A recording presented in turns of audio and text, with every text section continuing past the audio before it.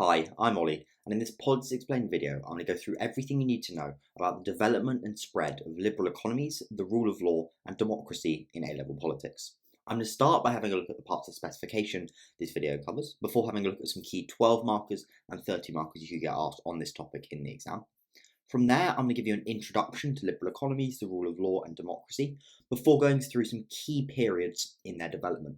First, looking at kind of their heyday in the post-Cold War period, and then looking at their kind of start of the decline in the kind of 2000s, before really looking at their continued decline since 2010, especially with the resurgence of populism, authoritarianism, and global power shifts. And I'm going to finish off by having a look at some kind of a debate over where they stand today and how strong they are in the world.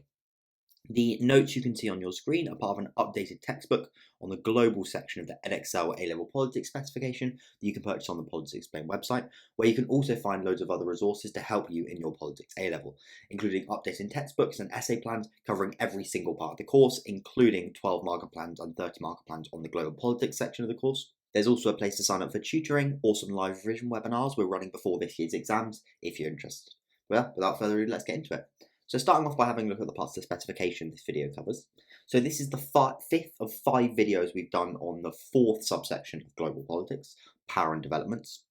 And crucially, it's the final part, and it's really looking at how some key liberal ideas have developed in the past 30 years, because they were really dominant in the post-Cold War period, and a key question of power and development and the structure and power within the world and how geopolitics has changed is in relation to the dominance of these ideas in different countries, in international institutions, and across the world. So that's the key debate, and this is really quite a self-contained topic, I'd say, where you can really get a question just on this in the exam. So it's a really important one to know well. All of these 12 markers and 30 markers, so all of the ones in bold, you can purchase on the Politics Explained website, detailed plans for them. And if you know the ones in bold really well, whether you purchase the plans or you make them yourselves, and they're really detailed and you know the content in them well, not only will you be prepared for some key questions that could come up, you should also be really well prepared to adapt them to different questions that could come up as well. So in terms of the key 12 marker you get on this topic, a really useful one to practice is comparing how kind of 2 of them, so liberal economies, democracy, or the rule of law, have kind of have fared over the past 30 years. So have they, the similar ways they've been in decline, or the different ways they've been in decline. And of course, the one in bold here is liberal economies and democracy, but you should also be preparing to bring in the rule of law as well. In terms of 30 markers, I think you could really look at this question down here. Evaluate the view that the spread of democracy, liberal ideas, and the rule of law are in decline. Quite a simple structure you're going to bring in for that one, where you have a kind of 1 paragraph on each of them, really looking at the arguments that they have, or they haven't, and we're going to look at kind of that debate at the end. So it's how important are they today in global politics, and how dominant are they, especially in comparison to how they were previously. Yeah, let's start off by having a look at what they are. Liberal economies, the rule of law, and democracy. So they are ultimately foundational concepts that have shaped political and economic landscape of modern societies. Each is a key pillar of the liberal international order and of liberal societies that the United States and Western powers have championed and sought to promote since the end of the Cold War. So these 3 key things are kind of principles and forms of society that Western democracies and countries really support and have sought to spread in the post-Cold War era through institutions such as the United Nations, but also through these countries' own power. So a liberal economy is characterised by free markets, minimal government intervention, and the protection of private property. So it's very much free market capitalism of the kind that Thatcher supported, not necessarily to completely that extent, but definitely free market capitalism. And the aim behind it is to maximise economic growth and innovation and allow market forces to operate with limited state interference. So in the post-Cold War period in particular, it was assumed, especially by Western powers, by Europe, and you can argue that it very much still is today, that this is by far the most effective economic model to drive economic growth, but also guarantee freedom, and as a result they sought to spread it across the globe, as we'll look at. The rule of law is more in relation to the judiciary, and that's the principle that all individuals and institutions, including the government, and that's really, really important. So everyone in society are subject to and accountable under the law. So the laws are fair, they're applied consistently, and protect citizens from just arbitrary government power. And central to this is, of course, the independence of the judiciary, because if the judiciary is not independent from the government, then you're not going to have the rule of law, because the government will influence the judiciary to make sure that they don't get prosecuted against. Crucially, it upholds individual rights and provides a framework for resolving disputes, ensuring stability and trust in governance systems. And the final one is democracy, which is of course a system of government in which power is vested in the people, either directly or through elected representatives. And liberal democracy in particular combines that democratic governance of people really influencing who's in power with the protection of individual freedoms and the rule of law. So all of these kind of really go together. Let's first have a look then at our first period, and that's the end of the Cold War and the spread of liberalism between 1989, when the Berlin Wall came down, and 2000, almost a decade later. So the end of the Cold War marked a pivotal moment in global politics as liberal democracy and free market economics rapidly expanded across much of the world. So during the Cold War, you had a battle between these liberal ideas in the West and in the United States in particular of democracy, the rule of law, and free market capitalism. And that was really an ideological competition then with the other side, which was the Soviet Union, who supported communism. They ultimately had an authoritarian government, and they didn't have strong rule of law protections. After the collapse of the Soviet Union, it was kind of seen as the United States and the West having won. And as a result, they sought to spread these liberal ideas across the world, and they became really embraced in various regions, though there are, of course, challenges and contradictions in this period as well. So first, having a look at the spread of liberal economies in the post-Cold War period. So it really created a new global context in which liberal economic policies and free market capitalism became increasingly really dominant, and communism as a kind of share of global economies in the world massively decreased. The first key aspect of this was the transition from communism to capitalism in Eastern Europe. So after the dissolution of the Soviet Union, former communist states in Eastern Europe, including Poland, Hungary, the Czech Republic, transitioned from state-controlled economies to capitalist ones. So you saw privatization of state-owned industries, deregulation, and this ultimately a promotion of the free market. While they contributed to economic growth in some countries, they did also lead to some short-term unemployment, inequality, and some social disruption. But overall, in terms of economic growth, they have been really beneficial over the past 30 years. Also crucial in the 90s was the real rise of globalization, where you saw the World Trade Organization in particular being established and promoting free trade across the world, trying to integrate lots of economies into global trade, getting them to reduce tariffs, so that could be effectively more buying and selling between countries across the world. And this was the real globalization was really starting in this period. And of course, with globalization, with free trade, low tariffs, open markets, that very much links into the spreading of liberal economies. So you saw globalization also increasing the dominance of liberal economies across the world. Interestingly, you also had the East Asian model of development.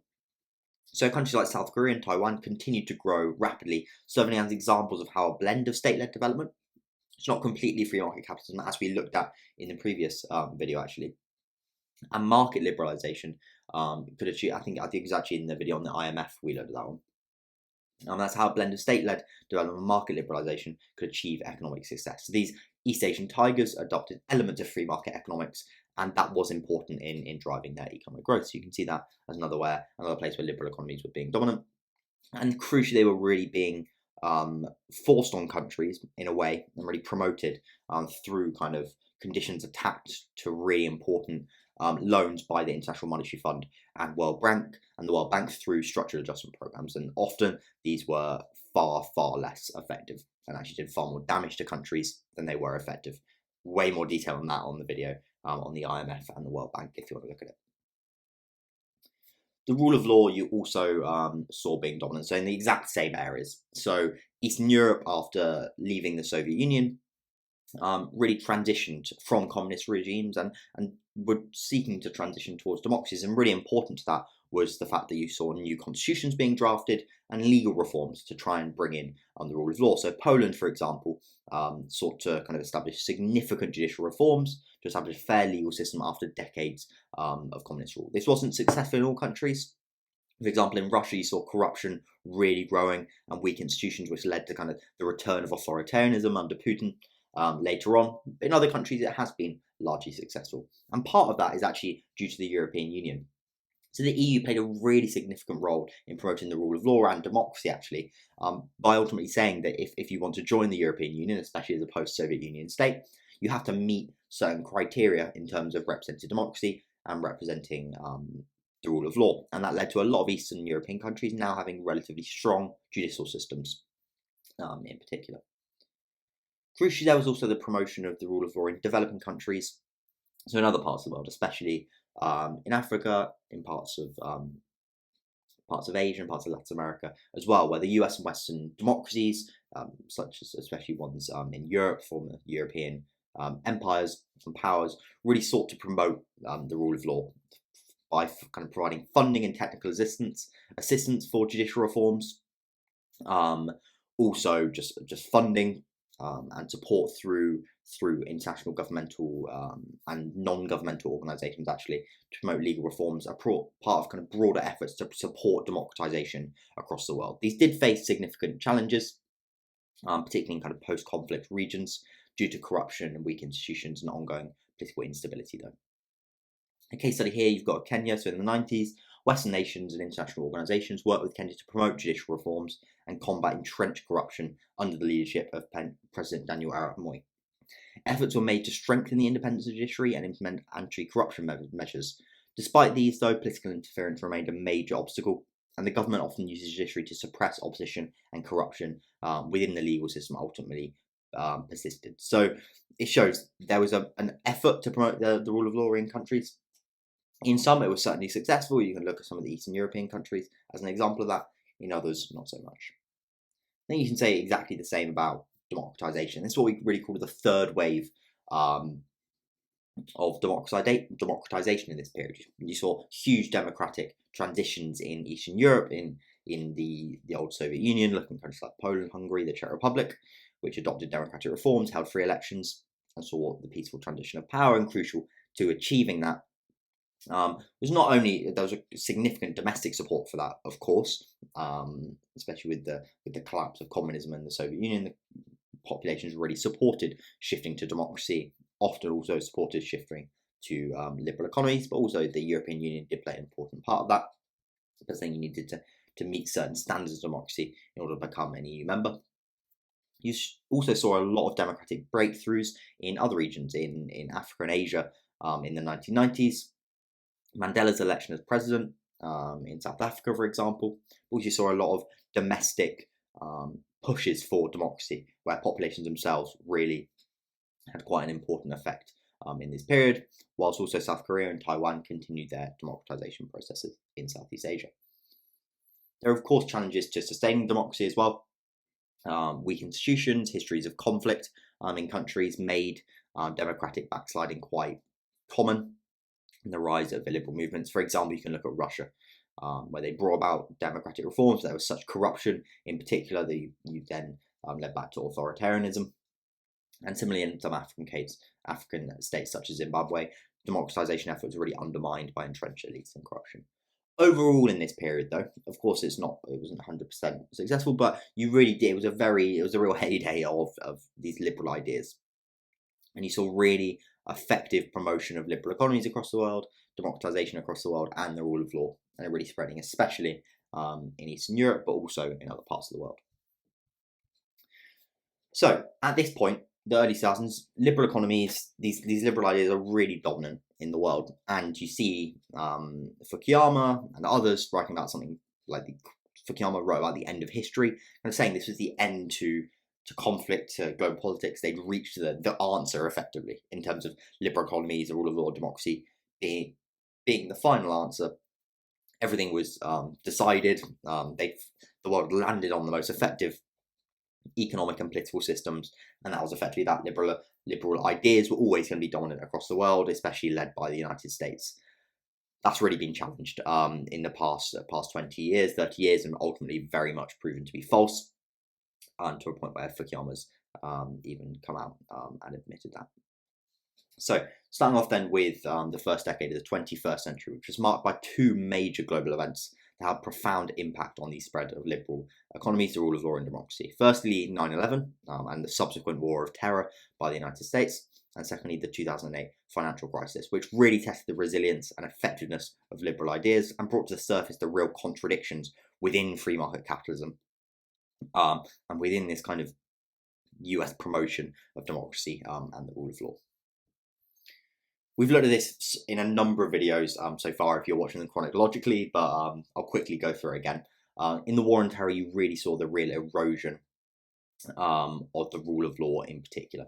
So the United States prioritized its own security over the protection of civil liberties, both of its own citizens and also non-citizens. And this really undermined its reputation and ability to promote these liberal ideas of democracy, of the rule of law, of human rights across the world. It was ultimately proven to be pretty hypocritical. So you saw, in response to 9/11, many liberal democracies passed legislation aimed at increasing state surveillance and security powers, particularly the United States, with the US Patriot Act, which granted the government powers to monitor communications, access financial records, and really kind of overstep its boundaries and really threaten individual liberties. You saw similar laws passed in the UK and European countries, which were really justified on national security grounds, but led to significant debates about the rule of law and civil liberties. Really crucial to damaging the United States' reputation was, as we've gone through in previous videos, was its action in Guantanamo Bay and Abu Ghraib prison as well, where you saw very clear kind of use of torture, effectively, and torture methods against inmates there, which were kind of classified as enemy combatants, which really allowed the US government to bypass traditional legal protections they'd have, such as right to a free trial and protection against unlawful imprisonment. And this really eroded the United States as a champion of the rule of law, as it ultimately proved itself willing to just dispose of it if it was in its security interests. And crucially, the US also, with the War on Terror, with the invasion of Iraq, with the United Kingdom as well, in 2003, effectively put aside international law, lied about weapons of mass destruction, ignored the fact that there wasn't support from the United Nations Security Council, which would never have supported it, because there wasn't a basis in international law. And that really showed the US, again, very willing to put aside the rule of law and international law when it didn't support its interests. You saw that. You see that in this decade, but it's in subsequent decades, doing real damage to its ability to promote liberal ideas globally. So, in terms of democracy, there were significant efforts by liberal democracies, particularly the US, to promote democracy in the Middle East. They really had mixed, and I suppose mixed is not the right way to see it, it failed, ultimately.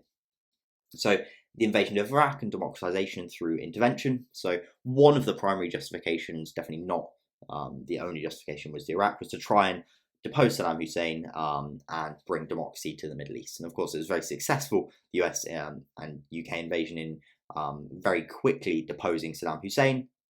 But the aftermath of the invasion really revealed the deep challenges in this idea of liberal countries such as the United States spreading their ideas and implementing democracy in other countries, as if it's a very simple thing to do, especially if it may not be supported by a lot of the elites or the people within that country. You saw real fragile democratic institutions in this period, weak elections, and countries really continued since in its real struggle with corruption, insurgency, and weak rule of law. So really ineffective democracy promotion in Iraq. The Afghanistan war sought to do the same in kind of overthrowing the Taliban regime and establishing a democratic government. Whilst there were some promise in initial democratic institutions, corruption grew.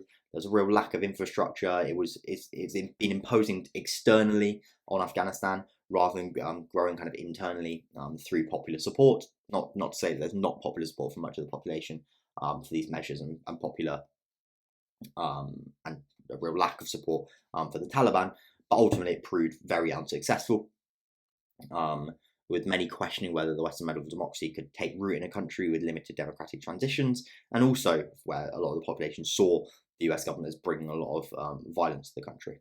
And you saw the US withdrawing by 2021, ultimately being completely unsuccessful in its democracy promotion, and the Taliban retaking power. Beyond, there was also significant obstacles in promoting democracy in the broader Middle East, in countries like Egypt, Saudi Arabia, and Syria, where you kind of really had entrenched authoritarian regimes and the suppression of democratic movements, including after the Arab Spring, Syria being a key example of that, where it ultimately led to a civil war because of the suppression of dissent.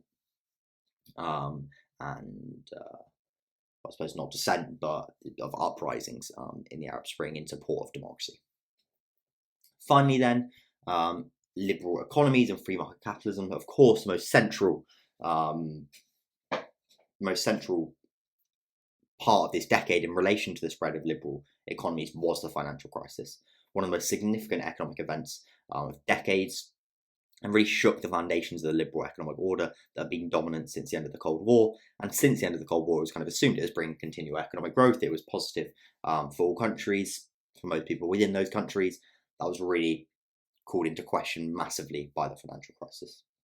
So the crisis began in the United States, where the housing market bubble burst, leading to the collapse of major financial institutions and the near collapse of the global banking system. The real deregulation of financial markets and of banking in particular was widely blamed for the crisis, and it really showed the risks of unregulated markets and their risk to really collapse economies. In response to the crisis, governments around the world took unprecedented measures in terms of bailing out banks in particular in both the United States and the United Kingdom with Northern Rock. And these interventions raised questions about the role of the state in managing liberal economies. This was a significant government intervention and really did damage to this idea of free market capitalism, lack of government intervention in the economy, and showed that you can't just never intervene in the economy, and often a lack of intervention in the economy, a lack of regulation can lead to significant crises, and in response you really have to use government intervention to stabilise the economy, as both the United Kingdom, the United States and other parts of the world did. Crucially, it led to widespread disillusionment with neoliberal economic policies. Many argue that the deregulated markets championed by liberal economists had failed to protect ordinary citizens, and had exacerbated inequality.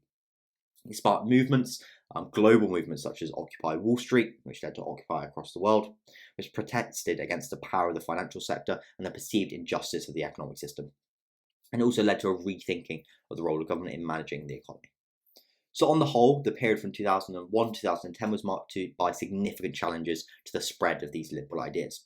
After great optimism and large success in the 1990s, where these ideas were really seen as dominant in the international system, and certainly weren't seen as fragile at all in the period, why it led to academics like Fukuyama writing about the end of history, and it kind of being reached the pinnacle and reached the answer effectively.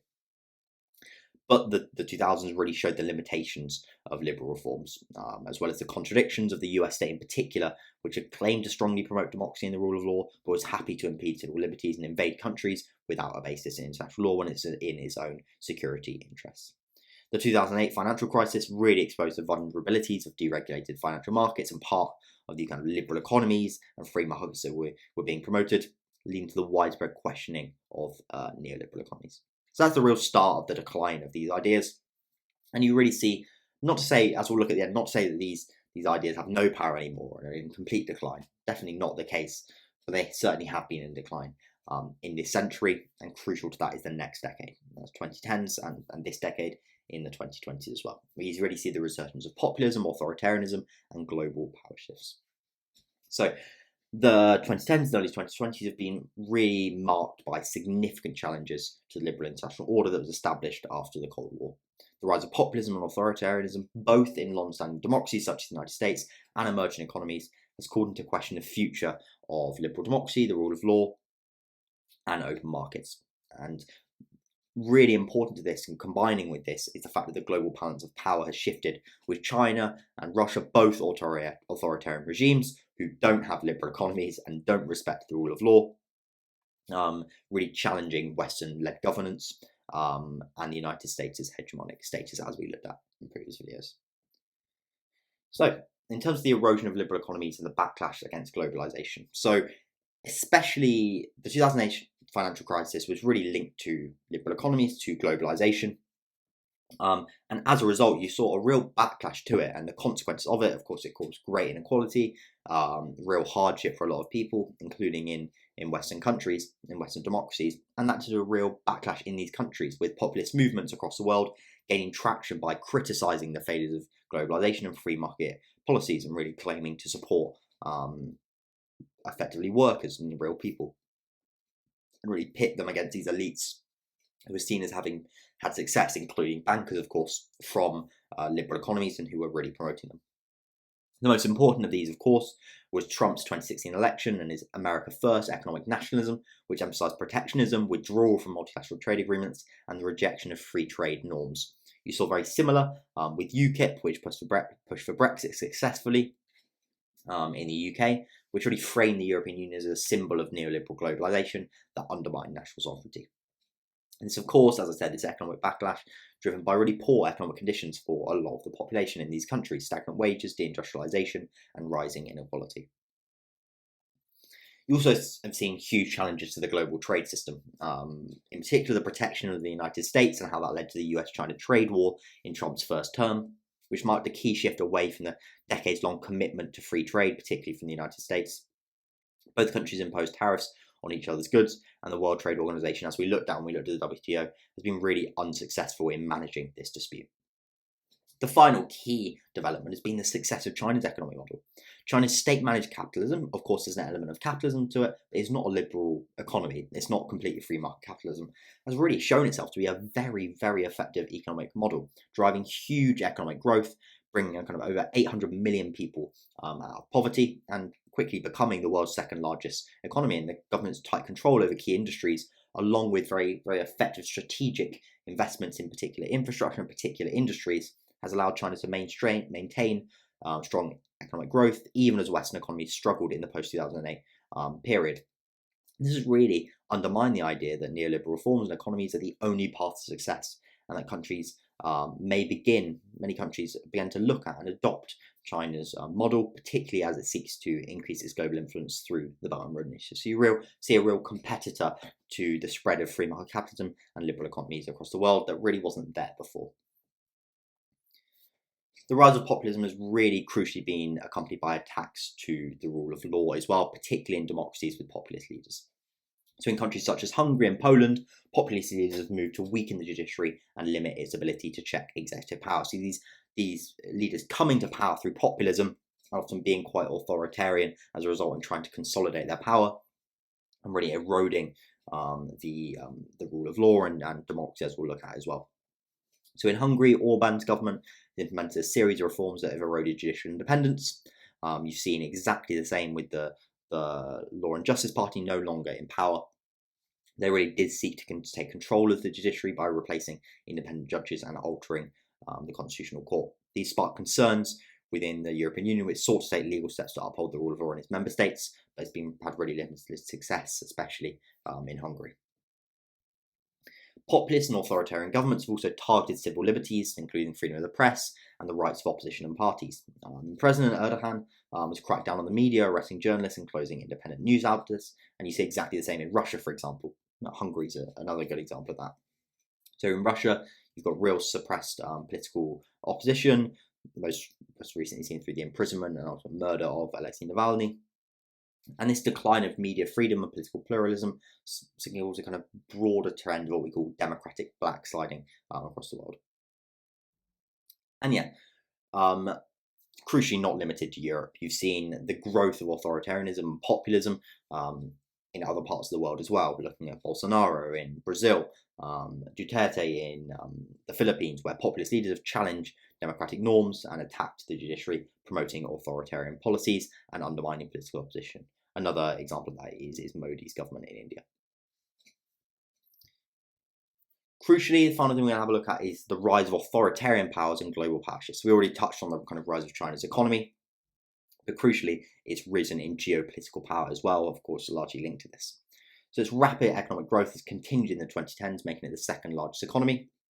And through initiatives like the Belt and Road Initiative, we looked at it in much more detail in the previous video, China's expanded its global influence, particularly in developing countries, offering infrastructure and loans, and kind of really sought to kind of promote authoritarian norms as well, and bring it into China's sphere of influence and kind of spread that ideology of China's success in terms of having kind of real authoritarian government, but kind of state-managed and embracing a bit of capitalism, but state-managed capitalism. China's assertiveness in regions like the South China Sea, as well as increasing authoritarian control over Hong Kong and repression and really genocide against the Uyghur population, has further demonstrated its willingness to challenge liberal values and international law. Russia's really challenged the West as well and challenged these ideas of democracy, the rule of law, as a kind of asserting itself as a global player and really challenging the West. For example, it's really supported, as it did support Assad in the Syrian civil war. It's invaded Ukraine, which is a democracy trying to but bring Ukraine, effectively extend Russia's territory into Ukraine by force. And these really have raised questions about the West's ability to enforce international law and maintain the post-Cold War global order in the face of a power like Russia, which is trying to challenge these liberal ideas. And I think in relative terms, this has ultimately resulted in China and Russia growing in power, and the United States in particular decreasing in power across the world. The US has adopted a much more isolationist approach as well under Trump, withdrawing from international agreements and also reducing engagement with the United Nations. And that's created a bit of a vacuum that allowed authoritarian states to increase their influence in global governance. So that was some key periods in the kind of first the dominance of liberal ideas in the post-Cold War period and their kind of growing decline since. But that doesn't mean that liberal economies, free market capitalism, the rule of law and democracy aren't powerful at all in global politics today, and in fact quite the opposite. So we'll finally look at this debate. So firstly, the debate is kind of where do liberal economies, the rule of law and democracy stand today? And I think that could be a key debate you could get asked in a 30 marker. So on the one hand, it can be argued that liberal economies are really dominant still. They remain a dominant global force. Free market kind of principles continue to drive growth in many regions. And the global trade system, through the World Trade Organization in particular, kind of has promoted economic interdependence, efficiency, and free market capitalism. It continues to be quite important in terms of the structure of economic global governance.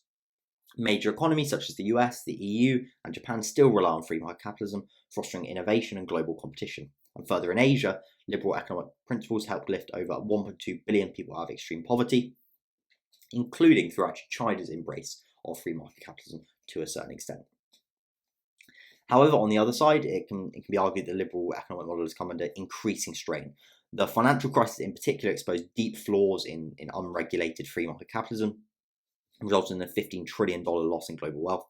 Meanwhile, economic inequality has surged, and that really has fueled populist backlash against neoliberal economics and free market capitalism in countries including the United States, the United Kingdom, and countries in the EU as well. The rise of protectionism, notably with Brexit and the US-China trade war, has also created uncertainty in global markets and challenged free trade, which had been dominant. And finally, the economic success of China under state-managed capitalism presents a real alternative and challenge to free market capitalism, and China sought to expand its influence and kind of really spread its model through the Belt and Road Initiative. In terms of the rule of law, on the one hand, it can be argued the rule of law continues to be a key component of governance in many parts of the world. In many countries in Europe, North America, and Asia, judicial independence remains really strong, with legal frameworks that ensure accountability and protect individual rights. Institutions like the ECHR and the ICC that we looked at when we were looking at kind of human rights global governance reinforce global legal standards and provide mechanisms to uphold the rule of law and international law across countries. Also, in many democratic states, courts play a crucial role in checking executive power and safeguarding civil liberties. On the other hand, it can certainly be seen that rule of law has been increasingly undermined in various parts of the world. You see democratic backsliding in countries such as Hungary, Poland, and Turkey, which has really weakened judicial independence as populist governments have sought to consolidate their power and really politicise their judiciaries. Further, in Russia and China, authoritarian regimes have long ignored the rule of law, using legal systems to suppress dissent and maintain their own power. Whilst at the international level, violations of international laws such as Russia's annexation of Crimea and its invasion of Ukraine have demonstrated the limitations of global governance institutions and their ability to enforce these legal norms. Finally, in terms of democracy, so on the one hand, you've got the argument that democracy remains the most common form of governance across the world. Over 60% of nations hold regular elections, and in many countries, democratic institutions continue to function effectively. In the US, Western Europe, Japan, and Australia, it remains really robust, including a number of other countries. Whilst internationally, regional organisations such as the European Union, but also international governmental organisations such as the UN, continue to promote democratic norms, support elections, transparency, and human rights across the globe. And even in fragile democracies, pro-democracy movements and civil society groups remain active, pushing for greater democracy and freedoms, and of course that domestic kind of popular support for democracy across the world. But you've seen democratic backsliding in a number of regions, with populism and authoritarianism presenting significant threats. Again, Hungary and Poland are really good examples here, where populist leaders have weakened democratic institutions and kind of really become, especially Hungary and Turkey actually, semi-democratic states, as we looked at in the previous video, really seek to consolidate the power and gradually move to authoritarianism, even if they still call themselves democracies. Even in the United States, the rise of political polarization and populism has really raised concerns about the future of democratic stability, especially with a leader like Trump that doesn't really respect democracy at all. You saw that with the storming of the Capitol in 2021, and there were erosion of democratic values in many countries as populist and authoritarian movements have gained ground. Further, of course, Russia, China, Iran, I think you can bring North Korea in there as well, are increasingly cooperating and forming a kind of non-democratic authoritarian axis of rogue states that are really challenging the United States and the liberal international order as a whole. So yeah, hopefully that was a useful video. As I said at the start of the video, some of the 12 markers you could get asked on this are kind of comparing the development of liberal economies and democracy and the rule of law. Of course, it'll be just 2 of those. In recent decades, you could be asked for the similarities and how they've declined, or potentially be asked to look at some differences as well. But I think similarities is a bit more likely.